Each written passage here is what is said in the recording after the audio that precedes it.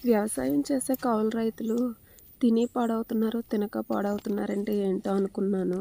ఒక్కొక్క టైంలో అయితే వర్షాలు పడి ఇలా చేతికొచ్చిన పంటని నాశనం చేస్తూ ఉంటాయి. ఒక టైంలోనేమో ఒక్కసారిగా కోతులు వాటి ఇష్టం వచ్చినట్టు చేసేసి అవి పాడు చేస్తున్నాయి. సరేలే, ప్రకృతిలోను ఏ సహజ జీవైనా సరే ఆహారం తినే కదా బ్రతకాలి. అది మనం పండించిందైనా, పండిందైనా సరే అవి తిని మాత్రమే కదా అవి బ్రతకాలి అని చెప్పేసి చాలా వరకు పట్టించుకునే వాళ్ళం కాదు.